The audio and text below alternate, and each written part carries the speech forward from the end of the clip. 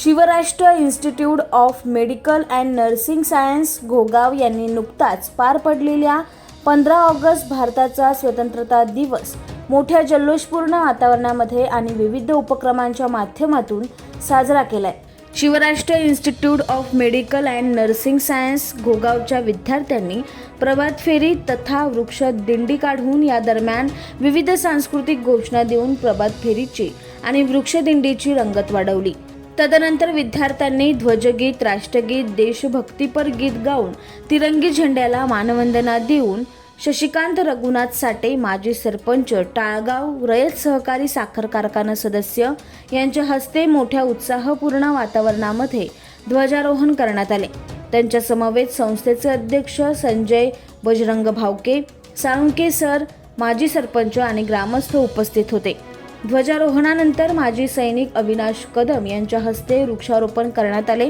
या दरम्यान एक मनुष्य एक वृक्ष या संकल्पनेला आकार देण्यासाठी उपस्थित पाहुण्यांना व ग्रामस्थांना एक झाडाचं रोप देऊन त्यांचं जतन व संवर्धन करण्याचा मोलाचा सल्ला देखील देण्यात आला।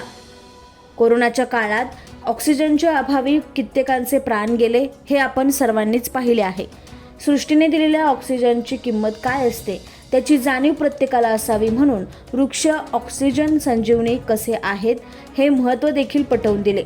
असा आगळावेगळा कार्यक्रम घेऊन ज्या वीर आत्म्यांनी भारतभूमीच्या रक्षणासाठी आपल्या प्राणांची आहुती दिली त्यांना चिस्मरून त्यांचे बलिदान व्यर्थ न जाण्यासाठी आपण काहीतरी या भारतभूमीचे देणे लागतो। यासाठी सैनिकांच्या प्रतीची भावना प्रत्येक नागरिकांनी आपल्या मनामध्ये जागृत ठेवून मातृभूमीच्या संरक्षणासाठी जरी आपणा सर्वांना सीमेवर जाण्याची संधी मिळत नसेल तरी एक भारतीय नागरिक म्हणून स्वार्थ न ठेवता प्रत्येकाने समाजहित जोपासून भारतभूमीला उपकृत करावे आणि आधुनिक शेतीबरोबर पारंपरिक शेतीची कास धरून पारंपरिक शेतीचे जतन आणि संवर्धन कसे होईल याकडे देखील लक्ष घालण्यासाठी प्रत्येक शेतकरी बांधवांनी प्रयत्नशील राहिले पाहिजे असा देखील मोलाचा सल्ला यावेळी देण्यात आला। व्हिडिओ जर्नलिस्ट विलास नलावडे सहित मुख्य संपादक Uttam Desai, news 18 crime times, Ghogaon, Karad. Subscribe now and press the bell icon. Never miss an update.